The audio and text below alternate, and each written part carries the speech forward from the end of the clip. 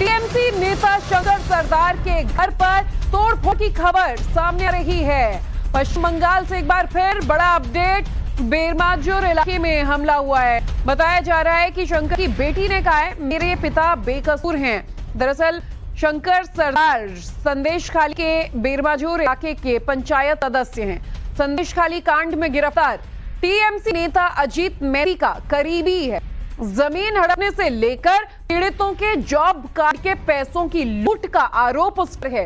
और अब जब एक एक कर इन सबके काले कारनामों पर से पर्दा उठ रहा है, इनका भांडा फूट रहा है, तो लोगों का आक्रोश भी साथ में इन पर फूटा नजर आ रहा है।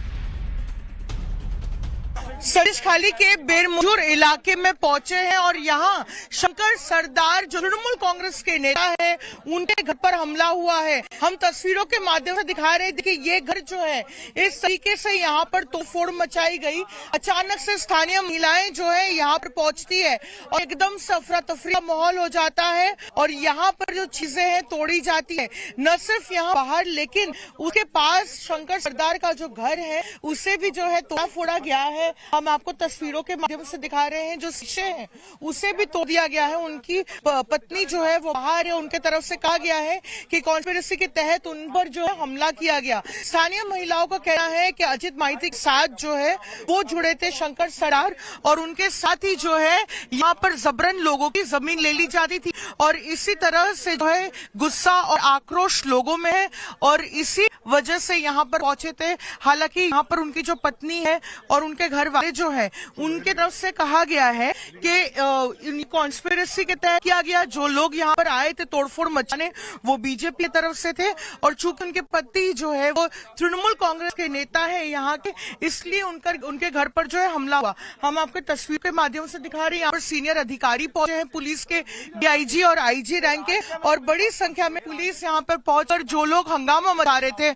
और जिन्होंने हमला किया उनको फिलहाल यहाँ से हटाया गया है और कहा गया कि अगर किसी को कोई भी शिकायत है तो वो जाकर जो है कैंप में जाकर जो है वो शिकायत दर्ज करा, पुलिस की तरफ से जो है आगे की तफ्तीश की जाएगी। सरदार के घर से रिपोर्ट आप दे रहे थे हमारी संवाददाता ग्राउंड जीरो रिपोर्ट। पश्चिम बंगाल के हालात बहुत ज्यादा बिगड़ते चले जा रहे हैं और संदेशखाली कांड से जुड़ी एक और बड़ी खबर आपको मैं बता दूं। मास्टरमाइंड शाहजहां शेख पर फिलहाल एफआईआर दर्ज कर ली गई है और बशीरहाट पुलिस ने एफआईआर दर्ज किया है। कोलकाता हाईकोर्ट के सख्त रुख के बाद ये एफआईआर दर्ज की गई है। पश्चिम बंगाल के संदेशखाली में महिलाओं पर अत्याचार करने के आरोपी तृणमूल कांग्रेस के नेता शाहजहां शेख को कलकत्ता हाईकोर्ट से ये बड़ा झटका लगा है। कोर्ट ने उसकी गिरफ्तारी पर रोक लगाने से इनकार कर दिया और कहा है कि शाहजहां शेख की तुरंत गिरफ्तारी हो। कोर्ट ने इसके साथ ही ईडी, सीबीआई और राज्य गृह सचिव को शाहजहां शेख पर स्वतः संज्ञान मामले में पक्षकार के रूप में शामिल करने का निर्देश दिया है। यानी कि इस पूरे मामले में देखिए कोर्ट ने न सिर्फ एक बड़ा झटका शाहजहां शेख को दिया है, बल्कि इस पूरे मामले में अब कोर्ट ने कहा है कि ईडी हो या सीबीआई हो या फिर राज्य गृह सचिव, वो भी इन्वॉल्व हो, स्वतः संज्ञान लें। और बशीरहाट पुलिस ने इसके बाद केस दर्ज किया। हमारी संवाददाता पूजा मेहता लगातार संदेशखाली मामले पर नजर बनाई हुई है, उनका रुख करते हैं और ज्यादा जानकारी उनसे हम लेंगे। पूजा, बड़ा सवाल यही कि कोर्ट इस पूरे मामले में क्या फैसला लेता है क्या नहीं, ये तो मायने रखा ही है। हालांकि एक बड़ा झटका खुद आज शाहजहां शेख को कलकत्ता हाईकोर्ट के फैसले से लगा, लेकिन वहां की पुलिस कर क्या रही है। अब एफआईआर दर्ज हुआ और कहां है शाहजहां शेख, कब गिरफ्तारी होगी, इस पर सवाल कब जवाब पाएंगे।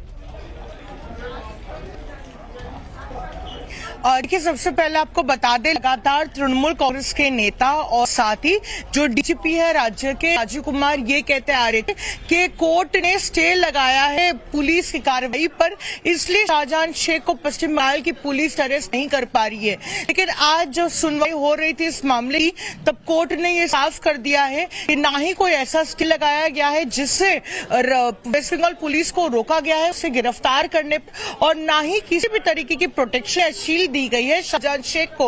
और उस बाद ही हमने देखा कि किस तरह से बशीरहाट के एसपी ने ये कहा कि पिछले कुछ दिनों में जितनी कंप्लेंट जो रिसीव हुई है कैंपों में, संदेशखाली अलग अलग हिस्सों में, उसी के बेसिस पर जो है एक एफआईआर दर्ज की गई है शाहजहां शेख पर। और अब से थोड़ी देर पहले हमने देखा तृणमूल कांग्रेस के जो स्पोक्स पर्सन है कुणाल घोष ने ट्वीट करके कहा है चूंकि ये मैटर जो है कोर्ट में क्लियर हो गया है तो 7 दिनों के अंदर शाहजहां शेख की गिरफ्तारी हो जाए। सवाल और 7 दिनों का ये काउंटडाउन हम भी करेंगे पूजा, क्योंकि पूरे पश्चिम बंगाल की महिलाएं सवाल उठा रही हैं, कहां है शाहजहां शेख।